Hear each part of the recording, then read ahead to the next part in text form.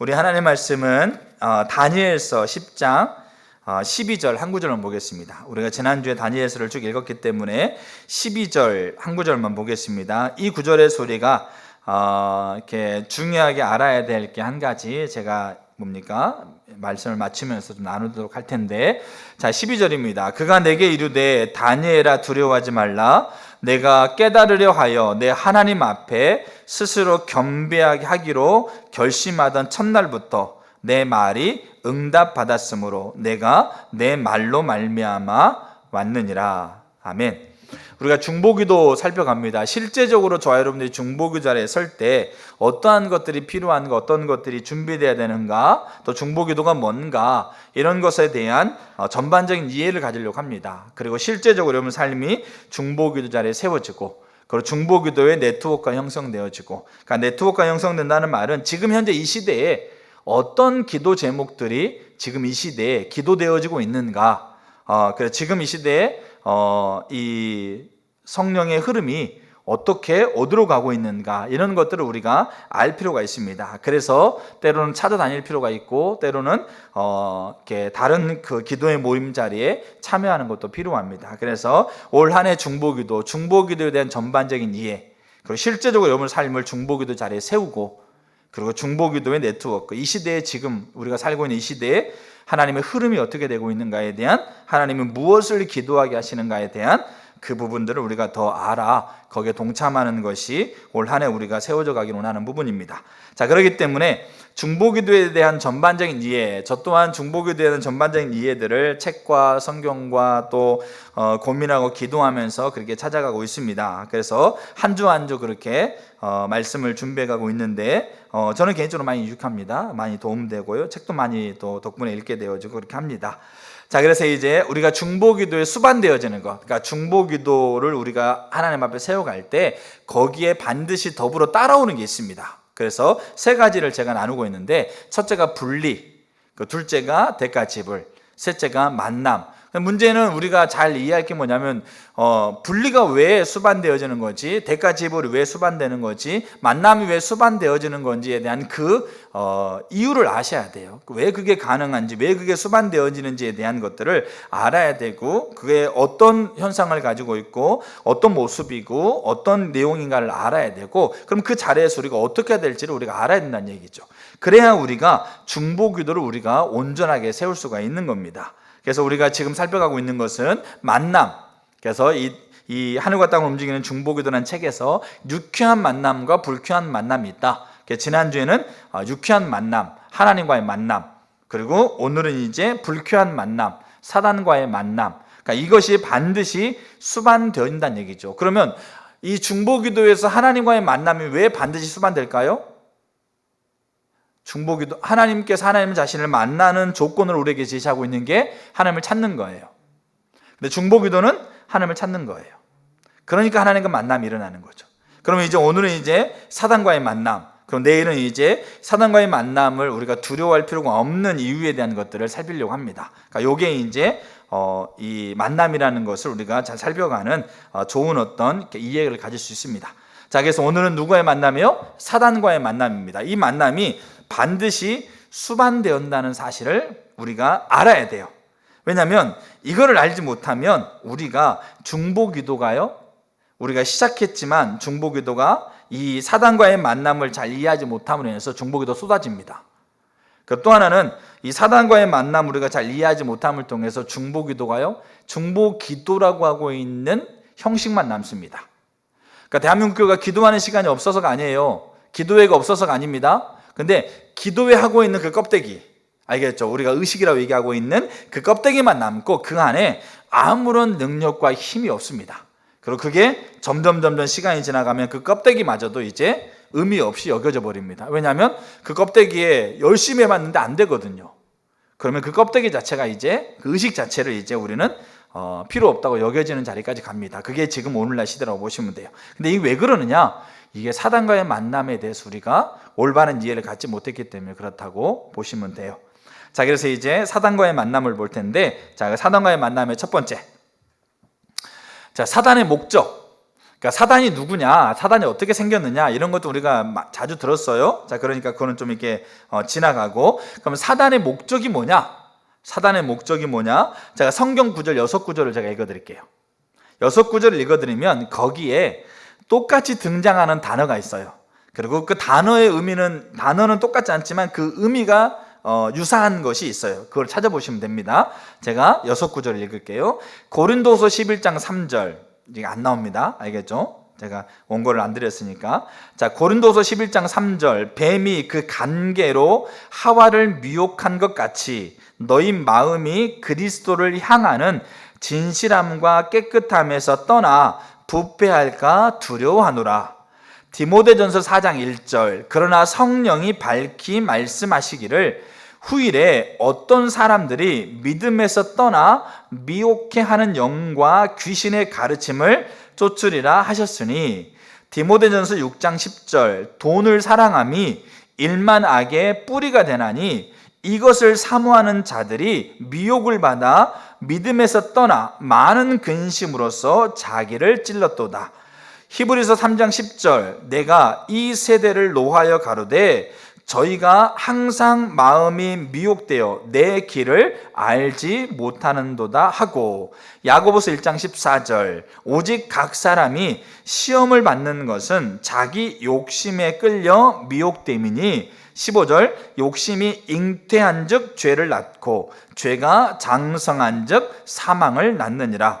요한계시록 20장 10절, 또 저희를 미혹하는 마귀가 불과 유황못에 던지우니 거기는 그 짐승과 거짓 선지자도 있어 세세토록 밤낮 괴로움을 받으리라. 자, 6구절을 읽었습니다. 성경 전반에 걸쳐 사고 있는 부분인데 대표적으로 6구절을 읽었는데 여기에서 공통적으로 등장하는 두 단어가 있습니다. 자, 뭡니까? 첫 번째 뭡니까? 자, 미혹. 알겠죠? 두 번째, 떠나. 그러니까 우리가, 이게 사단의 목적입니다. 그러니까 사단의 목적은 뭐냐면 미혹하게 해서 떠나게 하는 거예요. 그러니까 떠나는 건 누구에부터 떠난 걸까요? 자기 자신에게, 사단에게서 멀어져 가고 하도록 그렇게 하는 게 아니고 하나님으로부터 멀어지게 하는 게 사단의 목적이에요. 뭘 통해서요? 미혹을 통해서. 그래서 미혹해서 하나님과의 관계를 끊어서 하나님의 길에 서지 못하는, 떠나게 하는 것이 사단의 목적입니다. 여러분, 그렇기 때문에 우리가 중보기도가 이제 우리 가운데 되어져 갈 때 이 사단이 가지고 있는 이 만남을 이해하지 못하면 뭐가 된다? 미혹하게 되어져서 관계가 끊어져서 하나님의 길에 서지 못하게 되는 겁니다. 이게 첫 번째 사단의 목적. 자, 두 번째, 사단의 이 목적을 가장 결정적으로 방해하는 게 뭘 것 같으세요? 사단의 목적을 가장 결정적으로 방해하는 게 뭘 것 같으세요? 답은 나왔죠. 우리가 이제 뭐 살펴보고 있어요? 중보기도 살피잖아요. 여러분, 사단의 목적을 가장 강력하게 방해하는 강력한 수단이 중보기도입니다. 이게 왜 중보기도가 사단이 미혹하게 해서 떠나가게 하는 것을, 그 목적을 가로막는 가장 강력한 수단이 되느냐? 중보기도의 정의를 뭐라고 제가 나눴습니까? 중보기도는 그리스도의 중보사역의 연장이다. 그리스도의 중보사역, 그러니까 디모데전서 2장 6절에 그가 모든 사람을 위하여 자기를 대속물로 주셨으니 이는 기약에 이르러 증거가다, 이렇게 얘기하고 있어요. 그러면 자, 중보기도는 그리스도의 중보사역을 계승하는 거고 연장하는 거고 분배하는 거고 나누는 거고 다 같은 말인데, 그러면 그리스도 예수 그리스도의 중보사역, 그 중보사역의 핵심은 뭡니까? 예수님이 중보했어요. 그 중보사역의 핵심이 뭡니까? 우리가 중보기도 이렇게 간증을, 여러분들 중보기도 간증을 좀 신청하시면 좋겠어요. 이제 신청한 사람이 별로 안 계시는 것 같아가지고. 근데 지난번에 한 몇 주 전에 나우기 목사님이 중보기도를 간증을 했잖아요. 그때 이런 얘기를 하셨어요. 그 회사에서 어느 이렇게 자기 회사와 어떤 회사의 대표가 뭡니까? 관계가 완전히 틀어진 거예요. 그래서 이 회사에서 뭘 이렇게 관계를 회복하려고 해봐도 정말 이렇게 마음이 완전히 돌아섰기 때문에 잘 안 되는 거예요. 그런데 이 나우미 목사님 기도하다가 어떤 분이 생각나서 그분에게 요청을 했어요. 근데 이분은 자기 회사도 잘 알고 또 이렇게 그쪽에 이렇게 좀 이렇게 그 회사도 알고 있는 분이에요. 대표도 알고 있는 분이어서, 그래서 이제 이분에게 부탁을 했더니 이분이 이 나우기사 회사와 그 다음에 여기 회사 대표 사이에, 알겠죠? 사이에서 요 회사에게 얘기하고 여기서 얘기를 해가지고 요 관계를 이어가는 역할을 했다. 근데 처음부터 되지 않았지만 결국 이 사람의 역할을 통해서 이 두 회사가 화해를 했다. 그 얘기 나눴죠. 이게 뭡니까? 이게 중보사역이에요. 그 말은 그리스도의 중보사역의 핵심은 만남이에요. 이거를 성경이 뭐라고 표현하냐면 화목이라고 표현합니다. 화목, 화평. 알겠죠? 그래서 로마서 5장 10절, 로마서, 고린도후서, 에베소서, 골로새서, 요한일서 많아요, 성경에. 근데 대표적인 구절이 로마서 5장 10절. 자, 읽어드릴게요. 곧 우리가 원수 되었을 때 그의 아들의 죽으심으로 말미암아 하나님과 화목하게 되었은즉 화목하게 된 자로서는 더욱 그의 살아나심으로 말미암아 구원을 받을 것이다. 화목의 결과 구원, 자녀됨으로 가는 건데, 근데 그리스도의 중보사역의 핵심은 뭐다? 하나님과의 만남입니다. 그러니까 보세요. 그 중보사역을 계승하고 있는 것, 연장하고 있는 것, 그 계승하신 그 중보사역을 나누는 게 중보기도인데, 사단의 목적은 뭡니까? 미혹하게 해서 분리. 근데 그리스도의 중보사역은 그 하나님과의 만남. 그래서 그거를 계승하고 있는 것이 중보기도이기 때문에 중보기도가 뭡니까? 사단의 목적을 방해하는 가장 강력한 도구예요. 더치스 목사님이 이렇게 기도하라, 중보기도 이렇게 하라는 책이 있어요. 그 책을 제가 한 2번 정도 읽어봤는데 너무 좋은 책이에요. 그 책이. 우리 그 밴드에 보시게 되면 이렇게 기도하라는 그 요약본이 올라가 있어요. 우리 강기 집사님이 요약하신 건데, 처음에 책을 읽더니 이 양반하고 나하고 안 맞는다고 그렇게 책이 너무 어렵다고 그렇게 하시는데 요약을 참 잘하셨어요. 그래서 한번 좀 읽어보시면 좋아요. 근데 거기에서 이런 얘기를, 예수님께서 가르쳐주고 있는 이 주기도문 있지 않습니까? 이 주기도문에서 우리가 분명하게 알아야 될 게 뭐냐면, 하나님의 나라가 이루어지기를, 그리고 하늘에 있는 뜻이 이 땅에 이루어지기를 기도하고 있는 그 기도는 하나님과의 이 땅과의 만남을 위해서 기도하고 있는 거다. 그러니까 중보기도의 핵심은 만남이라는 얘기죠.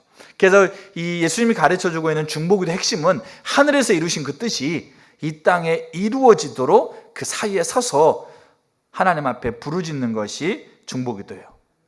그래서 사단의 목적을 방해하는 가장 강력한 도구가 돼요. 뭐가요? 중보기도가 그리스도의 중보사역의 연장이기 때문에. 자, 세 번째, 사단의 목적을 방해하는 가장 강력한 수단으로서의 중보기도. 자, 세 번째, 그렇기 때문에 사단은 자기의 목적을 방해하는 요소를 제거하기 위해서 강력하고 치열하고 전투적이고 투쟁적인 움직임을 갖습니다. 이게 만나는 겁니다. 제가 일부러 전투적이다, 강력하다, 치열하다, 투쟁적이다 이런 말을 썼어요. 이게 다 어디서 쓰는 말입니까? 저쪽 북쪽에 쓰는 말입니다. 내래 강력하게 투쟁합시다 이러면서 있지 않습니까? 그게 뭐냐면 이게 엄청나게 뭡니까? 강력한 움직임이라는 얘기예요. 그냥 미적하게 하는 게 아니고 자기의 목적을 방해하는 요소를 제거하기 위해서 전부를 다 걸겠다라고 하고 있는, 목숨까지 거기에 쏟아붓겠다라고 하고 있는 그 막 선전문구란 얘기죠. 알겠죠? 자, 오알 레스비라는 사람이 영의 기도라는 책을 썼습니다. 이 영의 기도라는 책에서 자, 이분이 이런 말을 씁니다. 기도가 믿음의 새 생명을 유지하는 중심 기능으로 하나님 안에서 우리의 생명을 보존하는 심장과 같은 역할을 한다면, 그러니까 기도가 심장을 만들어내는 게 아니에요. 나중에 제가 중보기도 역할을 볼 텐데, 중보기도가 심장을 만들어내는 게 아니에요. 심장은 이미 있는 거죠. 그럼 중보기도가 뭡니까? 그 심장을 불끈불끈 벌떡벌떡, 알겠죠? 이게 막 뛰게 만든다는 거죠. 알겠죠? 뛰게 만들어가지고 그 심장 안에 있는 피가 온 구석구석 혈관을 통해서 그 피를 공급해주는, 그게 중보기도라는 얘기죠. 그러니까 심장을 만들어낸다는 얘기 아닙니다. 심장을 뛰게 만들어서, 심장을 박동하게 만들어서, 역동하게 만들어서 거기에서 흐르고 있는 생명을 온 사지를 향해서 흘러보내는 것, 그게 심장의 역할인데, 기도가 그런 심장을 움직이게 하고 불끈불끈하게 한다면, 자 보세요. 사단이 우리의 기도 생활을 표적으로 삼아 가장 효력이 뛰어난 화살을 무수히 쏘아댈 것은 자명한 사실이라는 거예요. 심장을 멈추게 하기 위해서 모든 화력을 집중한, 여러분 전략적인 요충지는 있지 않습니까? 그 전쟁을 승리하기 위해서 모든 걸 쏟아부어요. 자, 사단은 기도가 우리와 다른 사람들에게, 우리와 그리고 다른 사람들에게 얼마나 중요한 영향을 미치는지 누구보다 잘 알고 있다. 이것이 우리의 기도 생활이 주된 공격 목표로 사단이 삼고 있는 이유다라는 거죠. 이게 만남이에요. 이게 만남. 앤드류 모레이가 기도가 전부가 되게 하라는 책을 썼어요. 이 책에서, 이분은 목사님이세요. 자, 하나님의 자녀는 기도로 모든 것을 정복할 수 있다. 아멘입니까? 여러분 아멘 하셔야 돼요. 그러면 이제 우리가 원하는 거 하나님 앞에 기도하면 다 이루어진다, 이런 건 아니에요. 우리가 기도에 대한 부분을 더 살펴가면 금방 이해할 수 있어요. 근데 기도로 모든 걸 정복할 수 있다, 이게 우리가 아멘이고, 이 아멘으로 하나님 앞에 기도했던 삶의 경험들을 우리가 누리는 거죠. 지식적으로, 경험적으로, 도덕적으로. 알겠죠? 자, 그러므로 보세요. 그러므로 사단이 그리스도인에게서 그 무기를 빼앗아 가거나 그것을 사용하지 못하도록 방해하는데 전력을 다하는 것은 당연하지 않겠는가? 그렇게 기도가 전부가 되게 하라는 책에 이 앤드류 모레이 목사님이 쓰고 있어요. 자, 자신의 목적을 방해하는 기도를 제거하기 위해서 전투적으로, 투쟁적으로, 치열하게 강력한 움직임을, 모든 것을 쏟아붓는 그 움직임이 사단과의 만남입니다. 자, 목적, 자, 결정적인 방해 요소, 그 방해 요소를 제거하기 위한 사단의 움직임, 이게 만남입니다. 그럼 우리가 이제 좀 알아야 될 게 뭐냐면, 그러면 그 만남이 그럼 대충 가서 하면 되지, 이게 아니고 전략적이고 치밀한 계획 가운데서 정말로 자기의 전부를 쏟아붓는 만남인데, 그 만남을 통해서 그 사단이 쓰고 있는 전략적인 무기를 보셔야 돼요. 전략적인 기술을 보셔야 돼요. 그러니까 제가 이걸 나누는 부분은 뭐냐면, 우리의 삶 안에서 그거를 주시해서 볼 필요가 있다는 얘기죠. 왜냐하면 더치스 목사님이 뭡니까? 중보기도 이렇게 하는 책에서 사단의 책략에 대해서 모르고 무지하게 되면, 우리가 사단의 책략에 대해서 모르고 무지하게 되면 사단은 더 큰 몫을 가져간다는 얘기예요. 알겠죠? 저 여러분의 삶을 우리가 중보기도 자리에서 우리가 하나님 앞에 서갈 때 사단의 이 뭡니까? 전략적인 방해를 잘 이해하지 못하면 사단은 자기가 취할 몫을 더 많이 가져간다는 얘기예요. 우리는 더 많이 빼앗기게 되어지고, 그럼 그게 우리가 앞에 읽었던 사단의 목적처럼 미혹되어져서 관계가 끊어져서 하나님에게 서지 못하는 것이 점점 우리 삶 가운데 열매를 맺히는 거예요. 자, 그래서 사단이 이 전략적인 뭡니까? 만남을 통해서 중보기도 요소를 제거하기 위해서 갖고 있는 중요한 방해 전략이 있어요. 자, 생각해 보니까 4가지 정도로 우리가 좀 이렇게 살펴볼 수 있겠어요. 왜냐하면 제 삶을 보니까 제가 기도하지 못했을 때, 기도하기 싫었을 때, 기도하러 가기 원치 않았을 때, 그리고 기도하러 가서 기도 잘 안 됐을 때, 한번 제가 돌아봐서 제 삶을, 그러니까 딱 여기 있더라고요. 자, 지금은 잘 그렇지 않는데 예전에 전도사 때는 제가 제일 뭡니까? 가기 싫은, 집에서 나갈 때, 오늘 집을 나서기 전에 기도했나요? 그러잖아요. 집에 나가기 전에, 그러니까 뭡니까? 특별히 교회와 관련된 그 사역에 나가기 전에 가장 나가기 싫은 자리가 다윗장막 자리였어요. 특별히 제게는. 그러니까 기도도 안 돼, 기도하고 싶지도 않아, 기도하러 가서도 헷갈려, 그 다음에 기도가 뭔 소용이 있어, 막 이러면서 막 그렇게 있을 때, 그때 제 모습을 한번 돌아봤을 때, 그때 요 4가지가 내 삶에 이렇게 섞여 있든지 그게 따로 있든지 하여튼 4가지가 있었어요. 자, 그래서 그 4가지를 우리가 오늘은 보려고 합니다. 그리고 이거를 여러분 삶에서 꼭 주시해서 보세요. 그러면 그것들이 우리의 삶을 무너뜨리고 있는, 중보기도를 무너뜨리고 있는 사단의 만남을 통해서 일어나고 있는 방해 요소라는 것을 보이면, 그거요, 나중에 제가 다음 주에 나누겠지만 철저하게 하나님 앞에 가지고 가셔야 돼요. 자, 3개 나눴습니다. 목적, 그 다음에 중보기도가 가장 결정적인 이유, 그 다음에 제거하기 위해서 움직인다. 자, 4번째, 그러면 그 움직임 가운데 담겨져 있는 4가지 전략입니다. 첫 번째, 그 4번째 첫 번째입니다. 첫 번째가 뭐냐면, 환경과 상황을 흔들어서 거기에 시선을 두게 만듦을 통해서 하나님께 집중하지 못하도록 합니다. 사단은 우리의 환경을 흔들 수 있는 능력이 있을까요? 없을까요? 우리 몸에 질병과 우리 몸에 힘듦을 가져올 수 있는 능력이 있을까요? 없을까요?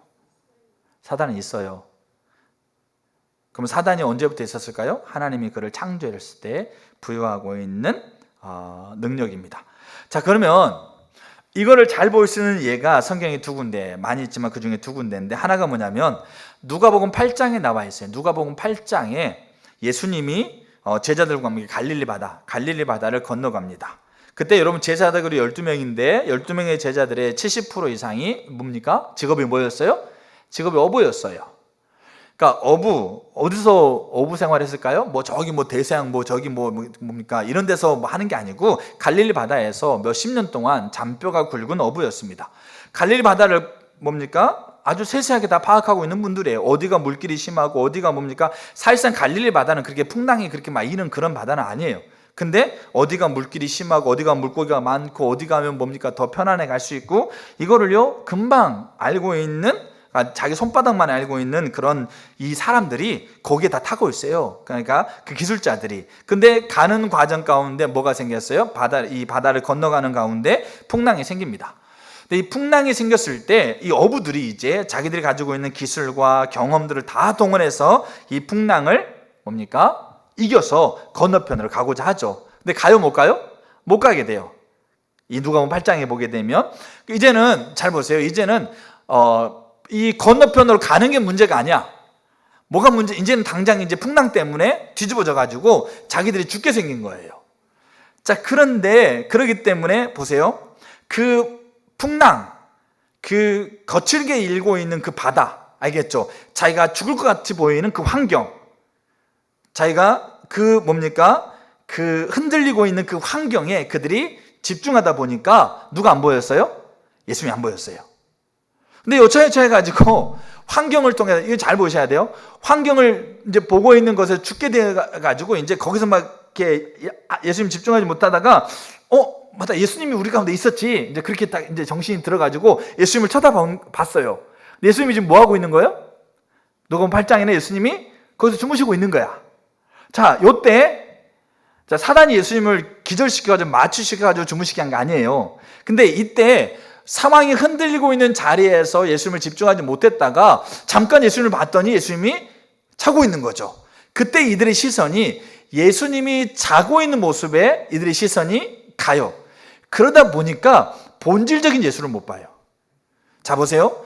풍랑이 흔들리는 걸 통해서 예수님이라고 하고 있는 존재를 못 봐. 근데 그래도 이렇게 어떻게 하다가 이렇게 정신을 차려가지고 예수를 봤어. 근데 예수님이 자고 있는 모습을 통해서 본질적인 예수를 못 본다는 얘기예요. 그게 사단이 하고 있는 일이에요. 우리가 흔들어서요, 우리 눈이 환경에 가 있게 하면서 예수를 못 보죠. 근데 그러다가 또 우리가 어떻게 하다가 예수를 보기 위해서 쳐다봤어. 근데 우리의 마음속에 어떤 말이냐면 그 환경 속에서 여전히 아무것도 안 하고 있는 하나님 보이는 거야. 고쳐줘야 되는데, 해결해줘야 되는데, 뭔가 도와줘야 되는데 여전히 그냥 아무런 움직임이 없는 그 하나님인 것처럼 우리의 눈이 그냥 자고 있는 거예요. 그냥. 그러니까 그 예수가 보이다 보니까 그 예수님이 가지고 있는 본질적인 예수를 못 본다는 얘기예요. 그게 지금 이 제자들의 상황이었어요. 갈릴리 바닷가에서 최소 20-30년간 잔뼈가 굵었던 이들인데, 근데 예수님이 이제 일어났어요. 깨우니까 일어나가지고 예수님이 풍랑을 잠잠하게 하십니다. 근데 여기 풍랑을 잠잠하게 할 때 이때 예수님이 풍랑을 꾸짖어요. 이 꾸짖다라는 말의 헬라어가 에피티마오라는 단어인데, 이 에피티마오라는 단어가 여기 누가복음 8장에만 쓰여진 게 아니고 마태복음 17장, 누가복음 4장, 마가복음 9장 이런 성경에 다 같은 헬라어로 쓰여진 거죠. 근데 이때 예수님이 어느 때 이 에피티마오라는 단어를 썼냐면, 어떤 사람이 몸이 아파요. 어떤 사람이 뭡니까?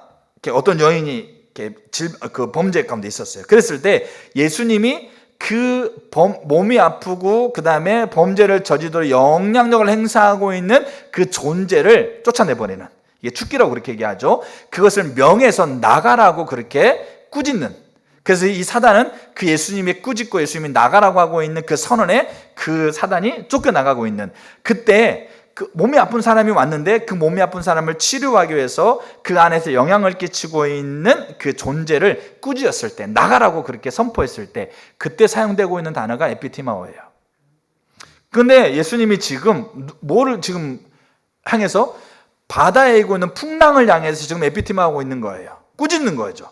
그 말은 뭐냐면, 그 당시에 누가도 그렇고 마태도 그렇고 마가도 그렇고 그 당시에 그 당시에 유대 사회 속에서 어떤 관점이 있었냐면, 단순히 자연 환경 때문에, 자연 현상 때문에 풍랑이 일어나는 거 맞아요. 근데 단순하게 자연 환경 때문에 풍랑이 일어나는 원인의 전부가 아니라 그 배후에서 역사하고 조종하고 있는 존재가 있어서 그 역사하고 있는 존재가 자연 환경까지도 그렇게 조종할 수 있다라는 그 가치관을 가지고 있었어요.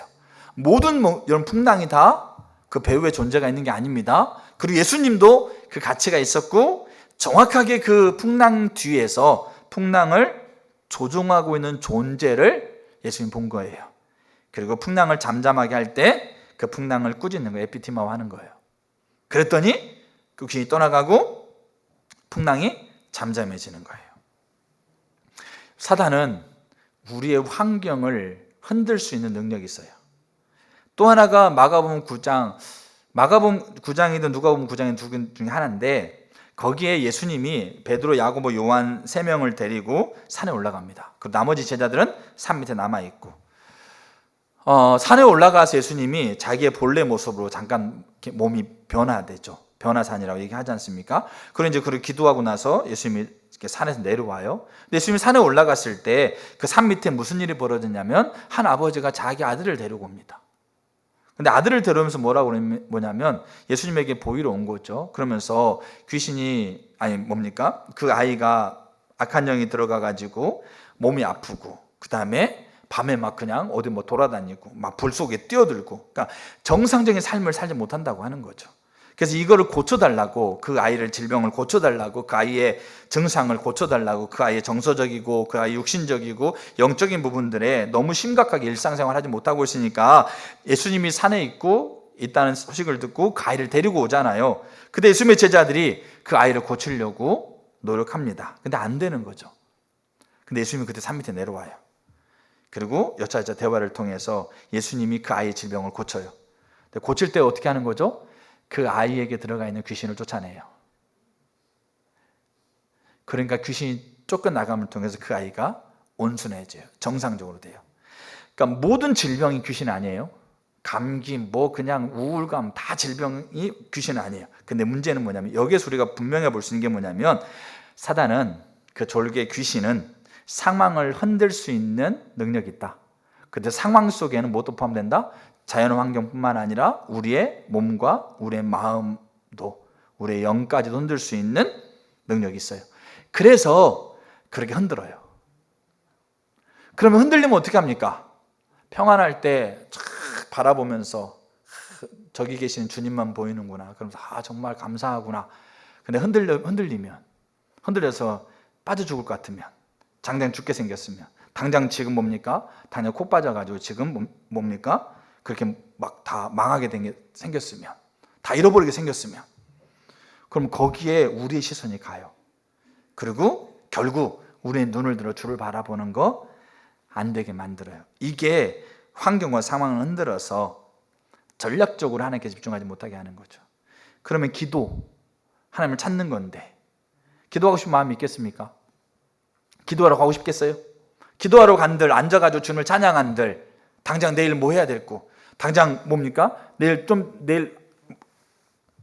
병원에 가야 되고, 이런 것들이 가득 시선이 가다 보니까 몸은 앉아있는데, 그 시간에 기도하러 모여있는 앉아있는데, 그 앉아있는 그 시간에 잔뜩 우리 시선이 하나님을 찾는 게 아니고 이 환경과 이 상황에 거기에 집중하고 있는들, 그럼 껍데기는 기도인데 그 안에 본질적인 하나님을 찾는 게 되겠냐고요.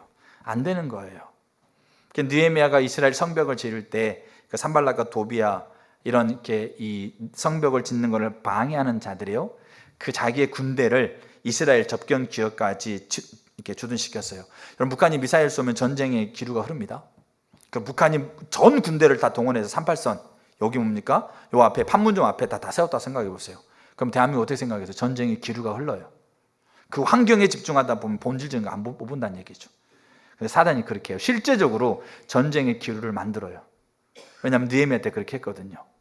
그리고 프란시에퍼가 썼던 그러면 우리는 어떻게 할 것이라는 책에서 이런 그 전쟁, 기근, 질병 이런 거 있지 않습니까? 이런 게 모든 게 다 하나님 그 사단이 한 게 아니에요. 알겠죠? 근데 문제는 뭐냐면 그런 것들이 우리가 우리의 삶을 규약하고 규제하는 도구가 된다는 얘기예요. 그래서 지금 나라가 지금 전쟁으로 지금 다 죽게 생겼는데 너희들 지금 그거 하는 게 맞아? 이러면서 그거 하는 것을 안 하는 것을 당연하게 만들어 버린다는 얘기예요. 사단이 그렇게 환경과 상황을 흔듭니다. 모든 것이 사단이 하는 게 아니라 할지라도 우리가 사단이 강력하게 투쟁적이고 전투적으로 움직이고 있는 그 움직임 속에 요게 있다는 걸 꼭 기억하셔야 돼요. 그래서 그 상황에 내가 내 시선이 집중되고 있느냐, 그 상황에 내 시선이 어디가 있느냐, 이걸 잘 보셔야 돼요. 대다수의 많은 사람들은 그 상황에 우리의 눈과 우리의 귀가 우리의 마음이 있어가지고 정작 우리가 바라봐야 될 본질적인 것을 못 보고 있어요. 그러면 기도 안 됩니다.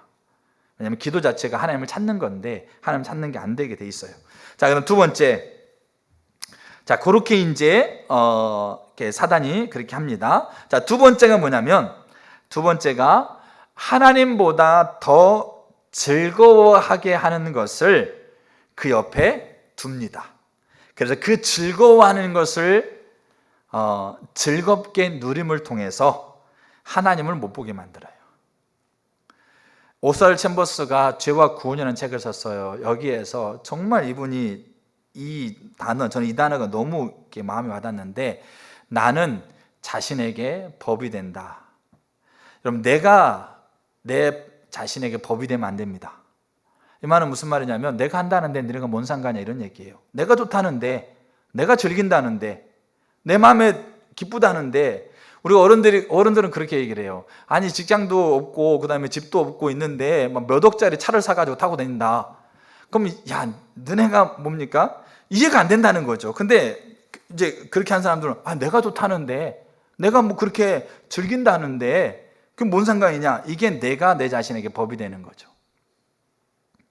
근데 사단이 잘 보세요. 하나님보다 더 즐겁게 한다 하는 것은 뭐냐면, 이 오스왈드 챔버스는 자아를 두 개로 분리합니다. 하나는 본성적인 자아, 두 번째로는 하나님의 생명으로 생성된 새로운 자아. 그러니까 니고데모에게 네가 다시 태어나야 된다. 알겠죠? 이 다시 태어난다는 말은 하나님의 생명으로 다시 태어나는 자아를 얘기합니다. 근데 여기 사단이 즐겁게 자아를 만족하게 하는 것을 뭡니까? 우리 주변에 뿌려놔요. 근데 이 자아를 만족하게 하는 것은 본성적인 자아를 만족하게 하는 거예요. 자, 이걸 우리가 어디서 볼 수 있냐면, 이스라엘이 애굽에서 나왔어요. 그래가지고 가나안 땅으로 가고 있는 과정 가운데 이스라엘은 하나님이 인도했기 때문에 가나안에 살고 있는 부족이 있지만, 그 가나안을 가는 과정 가운데 광야에 살고 있는 부족이 있었겠어요? 없었겠어요? 있었겠죠. 근데 이스라엘이 이제 애굽에서 나와가지고 이렇게 이 가나안을 진군해 갈 때 거기에 살고 있는 부족도 있었는데 자기의 진영을, 자기의 구역을 지나가는 거죠. 그래서 어떤 부족들은 그냥 뭐 어때? 뭐 그냥 지나가 이렇게 하는 것도 있고, 어떤 부족은 야 좀 만만한데 그래가지고 가서 이제 침범해가지고 자기의 모든 거를 그것들 다 뺏으려고 하는 이들도 있었지 않습니까? 근데 그렇게 뺏으려고 했던 사람들이 다 이스라엘과의 이 마찰에서 하나도 이긴 부족이 없어요. 왜냐하면 하나님이 그를 주도하고 있으니까. 근데 이 발람이라는 왕이 이스라엘에 지금 진군해 가고 있고 오고 있는 걸 보니까 그 주변에 있는 부족들이 어느 누구도 그걸 맞서지 못하는 거예요. 그러니까 이 발락이 자기 나라로 오고 있는데 자기 나라도 그렇게 지금 그렇게 맞서지 못할 것 같으니까 어떻게 했냐면, 발람이라고 하고 있는 선지자, 이 사람은 하나님을 믿는 선지자가 아닙니다. 이방 선지자인데, 그러니까 이방 점쟁이라고 보시면 돼요. 점술가, 예언하는 사람. 그러니까 점쟁이 불러다가 뭐 했냐면 저 이스라엘을 저주하라고 그래요. 알겠죠? 그럼 그대로 되는 줄 알고, 우리가 점치는 사람들이 점쟁이하는 얘기, 무당 하시는 분들 얘기가 그대로 되는 줄 알아요. 썩는 겁니다. 자, 근데 되는 줄 알고 발람을 불렀어요. 여차여차 해가지고. 근데 발람이 와가지고 이스라엘을 저주하려고 그랬는데 저주가 됩니까? 안 됩니까? 안 됩니다. 왜? 하나님이 그 입을 막아버렸어요. 하나님을 믿지 않는 선지자인데, 그러니까 점쟁인데, 무당인데, 알겠죠? 그 하나님이 그 입을 막았어요. 그래서 그 입에서 하나님이라는 분이 내가 저주 못하게 한다. 그래가지고 돈 받고 저주하러 갔다가 돈은 그대로 받고 저주는 안 하고 축복만 하는 거죠. 그러니까 발락이라는 왕이 화가 나가지고 네가 도대체 왜 그러냐 그렇게 해요. 그래서 내가 돈을 받고 저주는 못하지만 발람이 한 가지 꾀를 가르쳐줘요. 그 꾀가 뭔지 아세요? 이스라엘이 지나가고 있는 길가에 모압 여인들을 세우는 거였어요. 어디예요? 이스라엘이 가나안을 향해서 누구와 함께? 하나님과 함께 가나안을 향해서 가고 있는 그 길가에 그 주변에 모압 여인을 두는 거였어요. 아니 모압 여인이 두는 게 뭔 상관이냐? 뭐겠어요? 근데 급속도로 이스라엘이 타락합니다. 자기의 본성을 즐겁게 하고 만족하게 할, 자아를 즐겁게 하고 만족하게 할 것이 거기에 산더미처럼 뿌려지니까 거기에 눈이 가고 마음이 가고 생각이 가고 몸이 가는 걸 통해서 모압 여인과 그렇게 만나게 되어지고 거기 안에 있는 가치와 종교가 들어오게 되어지고 심각하게 타락합니다. 모세가요? 모세는 가나안 땅 못 들어가죠. 근데 모세는 이스라엘 백성이 가나안 땅 들어간다는 걸 알았어요. 그게 비전이니까. 그래서 모세가요, 자기가 죽기 전에, 모세가 느보산에서 죽기 전에 모세가 이스라엘 백성을 위해서 마지막으로 했던 권면이 신명기서입니다. 새롭게 계명을 갱신하는 그 신명기서인데, 그 신명기서에서요 모세가 가장 강조하는 게 뭔지 아세요? 너희가 가나안 땅 들어갈 거야. 가나안 땅 들어가게 되면 가나안 땅에서 누리고 있는 문화, 기술, 종교가 있을 건데 거기에 너희가 기웃거리지 말아라, 이런 얘기예요. 쉽게 말해서 무슨 말이냐면 이스라엘은 유목민이었습니다. 유목민이란 말은 뭐겠어요? 오늘 여기서 풀 먹고 그 다음에 내일 이제 다시 풀 먹기 위해서 텐트 걷어가지고 가는 거예요. 그러다 보니까 어떻게 하는 겁니까? 그냥 하루 먹고 그 다음에 하루 또 먹기 위해서 애를 써야 될 거예요. 근데 가나안 지역은 그 유브라데스 알겠죠? 문명의 발달지라고 우리가 얘기하지 않습니까? 비옥한 토지를 중심으로, 그러니까 저녁에 수박 먹고 퇴 뱉었는데 그 다음 달에 싹이 나버리는 거예요. 그러니까 알겠죠? 그러니까 비옥한 토지를 중심으로 강력한 뭡니까? 이 물자를 중심으로 뭐가 발달되겠어요? 문화, 기술 이런 게 강력하게 발달한 거예요. 근데 이스라엘은 유목민. 근데 유목민이 그냥 하루 먹고 하루 살고 거기에만 집중하고 있다가 가나안 땅 딱 들어가 보니까 문화, 기술 이런 게 그냥 너무너무 눈에, 야 내가 평생 내가 이거 모르고 살았구나. 눈이, 야 정말 세상에 행복할 게 너무 많다 이러면서 눈에 번쩍번쩍 뜨이는 거죠. 그리고 또 하나 뭐냐면 가나안의 종교는 바알과 아세라, 아스타돌 이런 종교들인데 이 종교는 그 종교 의식이 다 뭐와 연결됐을까요? 성적인 부분과 연결되어 있어요. 그렇기 때문에 모세를 지나서 여호수아를 지나서 사사기 때, 이때 이스라엘은 뭐였냐면 이스라엘 자손 여호와 목전에 악을 행하여 바알을 섬겼다 이렇게 돼버렸어요. 모세가 그 느보산에 들어가기 전에 강력하게 강조합니다. 권면합니다. 경계합니다. 너네들이 가나안 땅 들어갈 건데 가나안 땅 들어가서 가나안 땅이 가지고 있는 문화, 문물, 그 다음에 종교 여기에 현혹되지 말아라. 근데 그들이 가나안 땅 들어가 보니까 그때까지는 뭡니까? 유목민 생활했을 때는 이게 하루하루 먹고 사는 게 바쁘고 하루하루 뭡니까? 일하는 이거 하는 게 바쁘기 때문에 다른 거 볼 겨를이 없었어요. 근데 가나안 땅 들어가 보니까 그 비옥한 토지를 통해서 뭡니까? 정착하는 걸 통해서 정말 문화, 누릴 게 너무 많은 거야. 그렇게 하다 보니까 거기에 시선이 가면서 그거를 취하다 보니까 그거를 즐기다 보니까 뭐가 되는 거죠? 하나님을 놓쳐버리게 되는 거예요. 여러분 지금 우리가 알아야 될 게 뭐냐면 사단이 집중적으로 밀고 있는 전략자가 있다는 거죠. 여러분 지금 우리 이 시대에는 있지 않습니까? 일에 대해서 막 그렇게 막 먹고 살리는 거를 위해서 막 우리 부모님 세대는 먹고 사는 게 바빴어요. 그러니까 하루 먹고 하루 살아야 되니까 그 일에 대해서 굉장히 뭡니까? 집중적이었고 그러니까 그 일의 가치를 무너뜨려 보는 거죠. 우리의 부모 세대는. 근데 지금은 그렇게 하지 않아요. 왜냐하면 지금은 내가 하고 있는 일이 평생 직장이라는 생각을 거의 많이 가지고 있지 않아요. 지금 세대들은. 뭐 오늘 안 되면 뭐 그만두면 되지. 뭐 그냥 아르바이트. 제가 전사를 모집해 보니까 전사들도 신학생들 사역하지 않으려고 하는 게 뭐냐면 교회 가서 사역하는 것보다 배달하는 게 돈을 더 많이 받거든요. 그러니까 신학생들도 사역하려고 안 하려고 한다는 거죠. 분위기 자체가. 평생 직장? 뭐 열심히, 이게 자체가 개념 자체가 무너졌어요. 그래서 일을 가지고 막 여기에 막 이렇게 강조하는 시대는 지나버렸어요. 그러면 이제 뭐냐? 그러면 이제 강조하고 있는 게 성이라는 거죠. 성적인 부분들을 굉장히 많이 열어놓게 되어지고, 그리고 거기에 대표적으로 시대적으로 밀고 있는 게 동성애고, 다른 거 다 나쁜 건 많아요. 근데 동성애를 집중적으로 밀고 있는 게 뭐냐면 그게 하나의 랜드마크가 된다는 거죠. 하나의 키워드가 된다는 얘기죠. 그게 하나에 딱 걸러지면, 그래서 일에서 뭡니까? 계급으로 일을 여기게 되고, 알겠죠? 그래서 뭡니까? 지배계급과 노동자 계급으로 일을 정의 내리게 하면서 그거를 타파시켜 버리려고 했던 게 우리 부모 세대. 지금은 그런 관점으로 일을 보고 있지 않아요. 지금은. 그렇기 때문에 그런 관점으로 일을 집중하다 보면 그게 별로 효과가 없는 거죠. 그게 지금 없는 건 아니지만, 근데 지금 뭡니까? 지금은 성이에요. 그러면서 거기에 키워드가 뭐냐면 동성애예요. 그게 딱 걸려 넘어지게 되고 열어버리게 되면 우르르 그냥 쏟아 들어오는 거죠. 그러니까 보세요. 그처럼 우리의 본성적인 자아를 만족하게 하고 기쁘게 하고 즐겁게 하는 것들을 우리 가운데 풀어놓는 거죠. 제가 게임을 해보니까 그게 즐거우면 하나님을 집중하지 못해요. 그래서 이 R.A. 톨이라는 사람이 기도의 권능을 받는 법이라는 책을 썼어요. 자, 이걸 좀 잘 보셔야 돼요. 뭐냐면 극장에 가는 것, 카드놀이, 춤, 영화, 연극, 자, 이런 게 있습니다. 알겠죠? 자, 이런 것들을 언급하면서 누군가 자신에게, 혹시 누군가 나에게 당신은 춤추는 것, 자, 극장 가는 것, 카드놀이 하는 것, 그 다음에 영화관에 가는 것이 도둑질이나 간음이나 살인이나 이웃을 헐뜯는 것과 똑같은 죄라고 생각합니까? 이렇게 묻는다면, 이 R.A. 톨이라는 이 목사님이 묻는다면 그 똑같습니까? 똑같지 않습니까?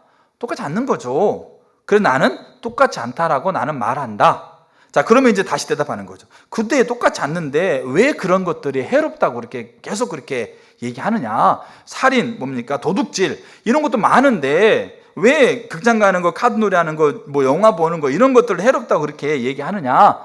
라고 묻는다는 거죠. 그러면 나는 이렇게 대답할 것이다. 그것들의 해는 이것이다. 자, 우리가 그것들에 탐닉하는 것을 하나님께서 기뻐하지 않으시기 때문이다. 자, 그것 자체로는 아무리 순수하고 만인이 모든 사람이 나서서 그것을 옹호한다 할지라도 그것을 탐닉하게 되는 가능성들이 있고, 그것을 탐닉하고 그것들을 뭡니까? 하는 것을 통해서 우리의 시선이 하나님 앞에 두지 못하게 된다면 그리스도인들은, 그리고 하나님께서 기뻐하지 않는 일을 하는 그리스도인들은 능력 있는 기도의 사람이 될 수 없다. 그러니까 그것 자체, 그러니까 성이 문제가 아닙니다. 알겠죠? 뭡니까? 스포츠를 하는 건 문제가 아닙니다. 그 다음에 신문을 보는 건 문제가 아닙니다. 그 다음에 뭐 유튜브를 보고 뭐 정보를 취하는 건 문제가 아닙니다. 근데 문제는 뭐냐면 그것들이 우리에게 우리의 본성적인 자아를 즐겁게 하는 수단으로 사단이 뿌려놓고 그것들을 우리가 탐닉하게 하는, 그래서 기도하는 시간보다 네이버 보는 시간이 더 많고, 기도하는 시간보다 유튜브 보는 시간이 더 많고, 그리고 그것 때문에 우리가 기도하지 못하게 되는 그 일들이 벌어지는 거죠. 그게 사단이 만남을 통해서 우리 가운데 펼쳐놓고 있는 부분이라고 보시면 돼요. 사단과의 만남이 갖는 영향력이 우리는 이러한 일들을 탐닉하게 만듭니다. 자, 그것 자체가 뭡니까?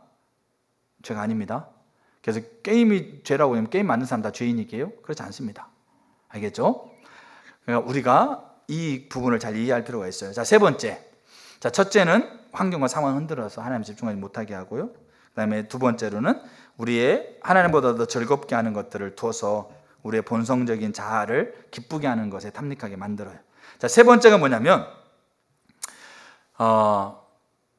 자신의 상태를 지속적으로 바라보게 해요.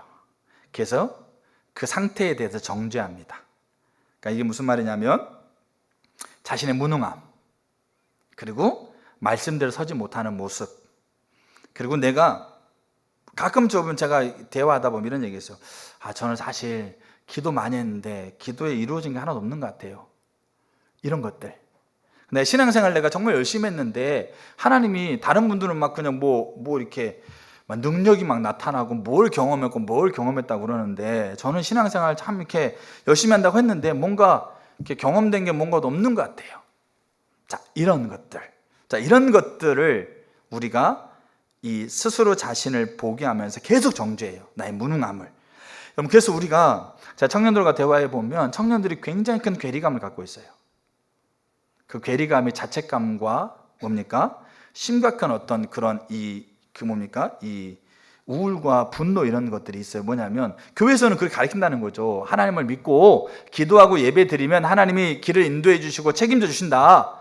근데 세상에 나가보면 그거 아닌 거예요. 그리고 교회는 정직해라고 얘기하고 진리를 가르치고 그 다음에 뭡니까?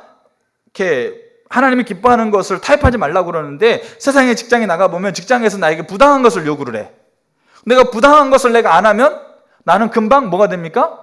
나만 거기를 할 수 있는 그냥 유일한 자원이면 내가 부당한 걸 거부해도 그쪽에서 대체할 사가 없으면 그냥 그렇게 가는데 나를 대체할 사람이 너무 많아. 그러니까 부당한 걸 요구하고 있는 곳에서 내가 부당한 걸 하지 않으면 금방 대체가 돼버려. 쉽게 말해 잘린다는 얘기예요. 그렇기 때문에 나는 내가 지금 그 상황 안에서 부당한 걸 요구하는 것에 대해서 부당한 것을 거부할 수가 없어. 그래서 그거 거부하지 않고 그걸 해. 하고 나면 내 마음속에 뭐가 생겨요? 하나님 앞에서 예배하면서 그렇게 아멘하고 그렇게 타협하지 말라고 그러는데 정작 내 자신이 그 앞에 타협하고 있고 그걸 부당한 걸 요구하는 걸 내가 수용하고 있는 거야.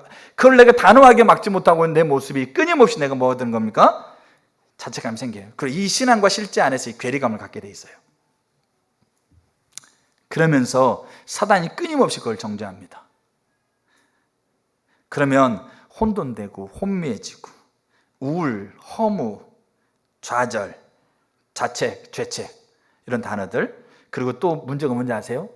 그렇게 나를 부당하게 나를 그렇게 대우하고 있는 존재에 대한 원망, 분노, 불신, 그리고 그거를 만드는 사회 구조에 대한 억울함, 한탄, 분노.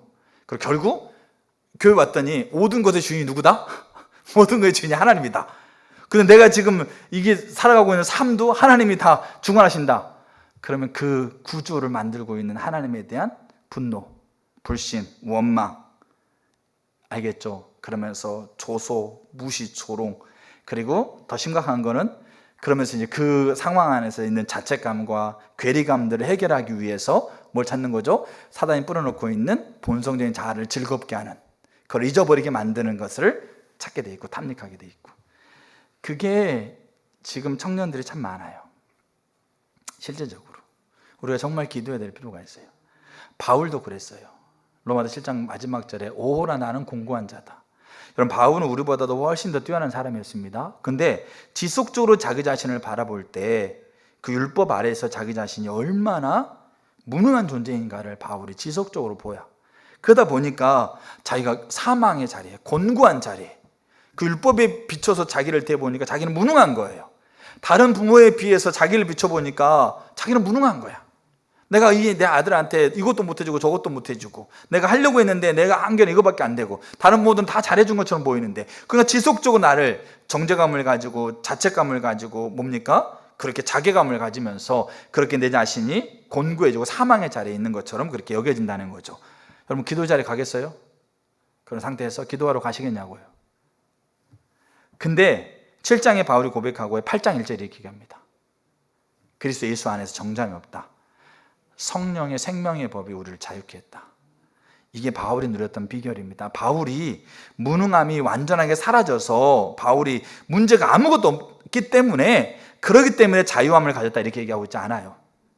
그 무능한 상태에서도 말씀 앞에 서고 있지 못한 상태에서도 부당한 자리에서 내가 그거를 단호하게 대처하지 못하고 갈등하고, 갈등하면서 내가 정말로 선택을 내가 부당한 걸 내가 선택할 수밖에 없는 그런 연약한 존재인 내 모습 자체도 그리스도께서 그 생명으로 다 이해하시고 알고 그리고 우리를 자유케 하셨다는 그 그리스도의 사랑을 보았기 때문에 그가 로마서 8장에서 그 로마서 8장의 결론, 하나님의 사랑에 끊을 자가 없다, 그게 바울의 결론이었어요. 근데 우리가 이 자리까지 가야 되는데 문제는 뭐냐면 사단이 지속적으로 나를 보게 해요.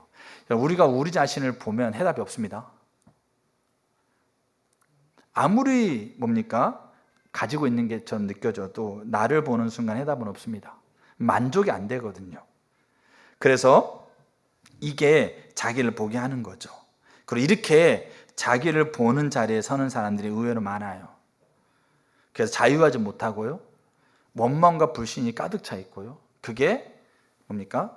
그 나를 그렇게 힘들게 하는 존재, 이 사회 구조, 그리고 이 구조를 주관하고 있는 존재, 절대자인 존재, 이것에서 가득 들어있는 거예요. 이거를 조금만 자극하면 즉각적으로 뭡니까? 온갖 독설과 비판과 무시와 조롱으로 어떻게 나오는 거죠? 여러분, 우리가 이해할 게 뭐냐면 대놓고는 안 하는데 딱 가려놓아버리면 온갖 것 다 쏟아집니다. 그래서 인터넷상에서 자기가 자기 실명을 거론하지 않는 상태에서 쏟아내고 있는 말이 있지 않습니까? 그게 그 얼굴을 딱 드러내면 잘 못하는 거죠. 근데 딱 가려는 순간부터 그 안에 가지고 있는 독설, 비난, 조소, 조롱, 이런 것들이 거침없이 쏟아져 나오는 거예요. 이게 어디서 되는 거냐? 이게 자기가 자기를 바라보면서 새로운 하나님의 생명, 지금 저는 이렇게 믿는 자를 얘기하고 있는 거죠. 하나님의 생명으로 새롭게 태어난 존재, 그 존재를 바라보고 있는 그 시선이 아니라 그 본성적인 자아를 끊임없이, 그 자아의 열매 가운데 되어지는 끊임없이 그것들을 바라보게 하면서 정죄하게 만드는 그 사단의 그 전략적인 움직임 가운데 우리가 빠져 있는 거죠. 그래서 바울이 그렇게 얘기합니다. 로마서에서 하나님의 뜻대로 하는 근심이 있고 세상 근심이 있다. 하나님의 뜻대로 하는 근심, 여러분 우리가 예수 믿는 근심 없는 것처럼 보이죠. 그런데 하나님의 뜻대로 하는 근심이 있어요. 근데 하나님의 뜻대로 하는 근심은 뭐냐면, 하나님도 우리의 상태를 보게 만들까요? 보지 않게 만들까요? 보게 만듭니다. 그러니까 우리를 책망하시는 거죠. 근데 이게 하나님의 뜻대로 하는 근심이에요. 근데 이 하나님의 뜻대로 하는 근심은 회개와 생명으로 이끌어요. 근데 세상 근심은 우리를 멸망케 해요. 그래서 여러분들이 우리의 눈이 우리의 잘못을 깨닫게 하고 비춰주고 있는 그 상태에서 그게 정죄인지 책망인지를 잘 보셔야 돼요. 그리고 그 결과로 내가 지금 어디에 지금 시선을 두고 있는가를 보셔야 돼요. 그럼 나는 지금 내가 사단이 내게 뿌려놓고 있는 이 만남 속에서 있는 영향력에 내가 나도 모르는 사이에 노출되어 있는 것을 보시면 돼요.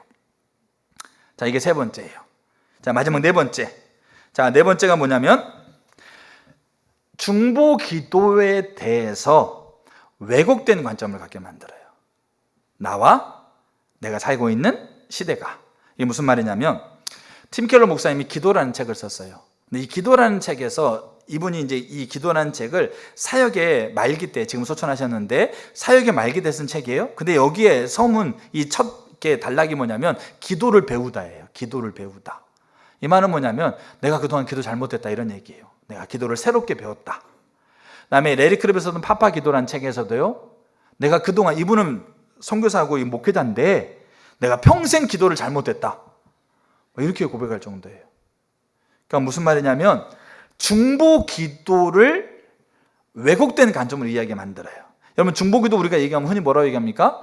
상대방의 기도 제목을 나누고 기도해 주는 것, 또 나라와 민족과 열방을 위해서 기도하는 것. 우리는 중보 기도를 이렇게 생각해요. 또 중보 기도를 뭐라고 생각하냐면 자기가 원하는 것, 자기가 필요한 것, 자기가 있어야 될 것을 하나님께 간절히 뭡니까? 부르짖고 간청하는 것. 우리는 이거를 중보 기도로 생각해. 근데 중보 기도는 그거 아닙니다. 중보 기도 안에 서로의 기도 제목을 나누고 나라와 민족과 열방을, 중보 기도 안에 자기의 필요와 자기의 원함을, 자기가 있어야 될 것, 자, 이것도 이제 하나님 관점에서겠죠. 그것을 하나님께 간절히 하나님 앞에 간청하는 게 중보 기도 안에 들어있는 거지, 그게 중보 기도가 아니에요.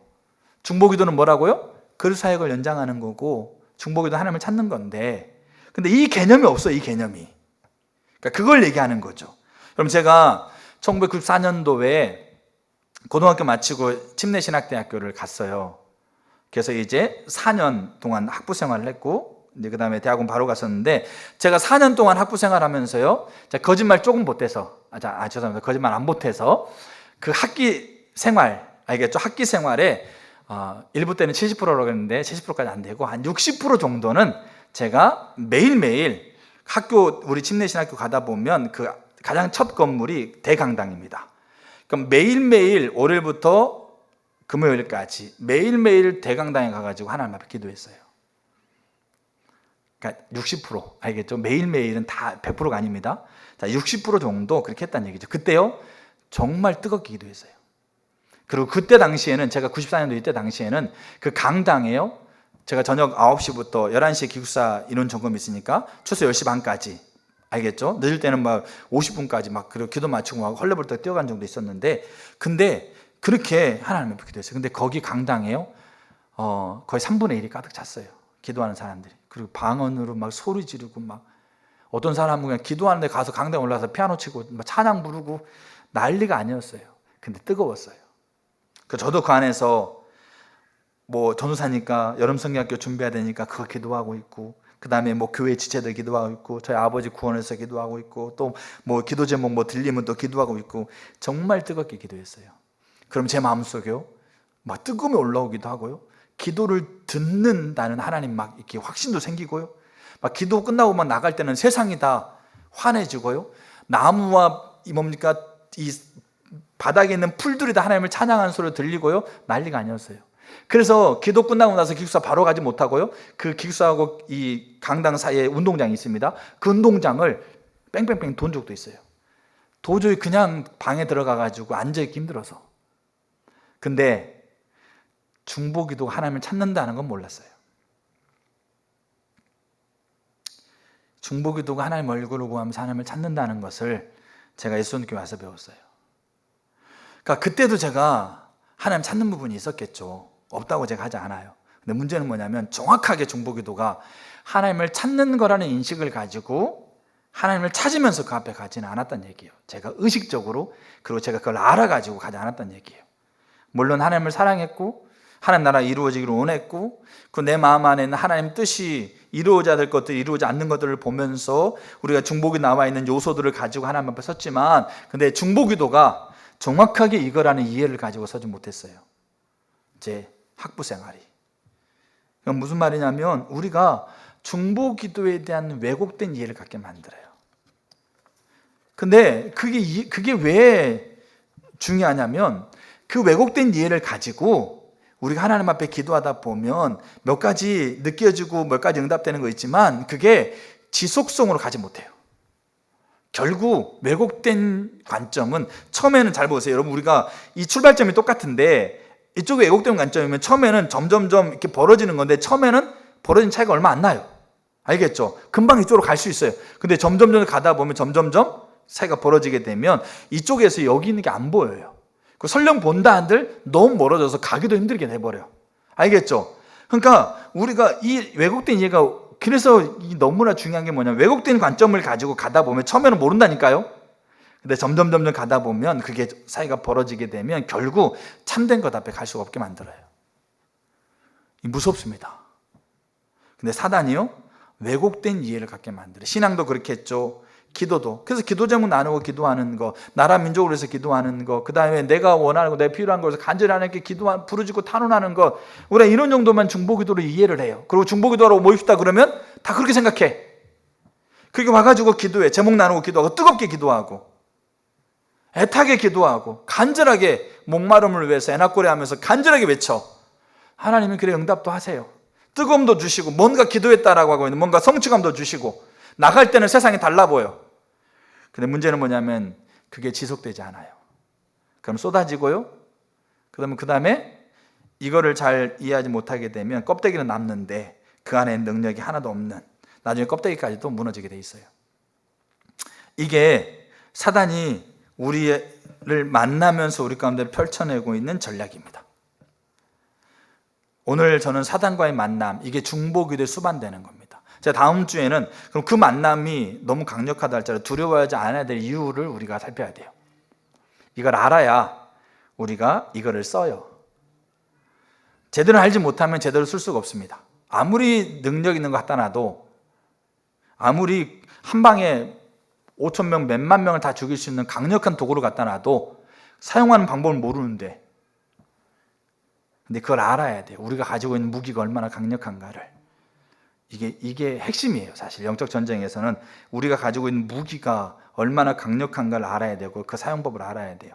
근데 그거를 제가 다음 주에 같이 나누려고 하는데, 오늘은 만남이 수반된다. 불쾌한 만남인 사단과의 만남인데, 그 만남이 왜 수반되는가에 대한 이유, 사단의 목적, 그 목적을 방해하는 가장 결정적인 도구, 중보기도, 그거를 요소를 제거하기 위한 사단의 가장 치열한 움직임이 만납니다. 그 움직임 가운데는 네 가지: 환경을 흔든다, 그 다음에 뭡니까? 자기를 집중하게 만든다, 그리고 하나님보다 더 즐겁게 하는 것, 좋아하는 것을 둔다, 그리고 중보기도에 대한 왜곡된 이해를 갖게 만든다. 우리가 우리 자신들을 하나님 앞에 비춰보셔야 돼요. 하나님은 저는 정말 한 분 한 분들을, 제 자신도 마찬가지지만 강력한 기도자로 세우길 원하세요. 기도만큼 강력한 게 없어요. 사실은 나와 내 주변에 있는 사람들에게 하나님을 만나게 하는 통로로서의 기도만큼 강력한 게 없어요. 그래서 이 기도를 우리 가운데 세우길 원했을 때, 자 이제 결론입니다. 오늘 읽었던 다니엘서 10장 12절에서 뭐라고 그러냐? 우리는 이 구절을 이렇게 이해를 해요. 맞아요. 다니엘아, 두려워하지 말라. 네가 환상을 깨닫고 기도하려고 하나님 앞에 결심하던 첫날, 그 순간, 그래서 우리는 하나님이 이미 뭐 했다? 응답하셨다. 그래서 우리는 이거를 그렇게 우리가 하나님 앞에 기도하려고 결심하는 그 순간 이미 하나님은 우리에게 응답하셨다. 그런 분이다. 그래서 우리가 하나님 앞에 기도합시다. 맞습니다. 근데 문제는 뭐냐면, 다니엘에게 두려워하지 말라고 그랬어요. 그 말은 뭐냐면, 다니엘이 깨달아서 하나님 앞에 스스로 겸비하기로, 기도하기로 결심하는 그 순간 하나님이 응답했고, 근데 문제는 뭐냐면 그 결심하는 그 순간도 누가 알고 있다는 얘기예요. 다른 만남, 불쾌한 만남을 갖는 존재도 알고 있다는 얘기예요. 저 여러분들이 하나님 앞에 기도하려고 결심하는 그 순간 하나님은 아세요. 이미 우리에게 응답을 보내시는 분이세요. 때는 우리가 21일을 기다려야 될 때도 있어요. 하나님 응답은 하나님의 때와 방법으로 이루어지는 거기 때문에. 근데 반면에 두려워하지 말라고 얘기하면서 바사 왕이 그 하나님의 응답이 시작됐다는 것을 알거든요. 우리가 하나님 앞에 기도하려고 서는 그 순간 이 응답이 시작됐다는 걸 알고 그거를 가로채기 위해서 치열하게 만나러 오고 있다는 거죠. 근데 그거 두려워하지 말라는 얘기죠. 왜냐하면 하나님이 그거 해결하시겠다는 얘기예요. 쉽게 말해서. 그게 다니엘서의 이야기라고 보시면 돼요. 그래서 저 여러분들이 이 만남이 일어나는 것을 우리가 잘 이렇게 이해하셨으면 좋겠고요. 주변을 여러분 자신을 한번 돌아보세요. 내가 지금 어디에 나의 눈이 가 있고 어떤 상태에 내가 있는지, 내가 하나님 앞에 우리 자신들을 좀 돌아보면서, 그렇게 모든 것이 다 사단이 하는 게 아니지만, 그러나 그 자리에서 가지고 있는 것으로 해서 내가 맺혀지고 있는 열매가 기도의 자리에 못 서거나 서지 못하게 하거나 기도해도 소용이 없다고 생각되는 생각 가운데 있거나 이런 것이 있다고 한다면, 그게 만남이 지금 일어나고 있는 거라고 보시면 돼요. 그러면 어떻게 하시면 돼요? 그 만남이 되어지고 있는 부분들을 이제 우리가 진리의 관점으로 접근하시면 돼요. 그 전에 우리 자신들을 하나님 앞에 좀 돌아보셨으면 좋겠어요.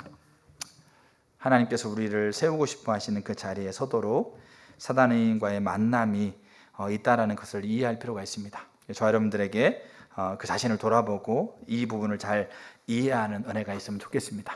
그되기를 축복합니다. 아멘. 우리 같이 찬양하고 기도했으면 좋겠습니다.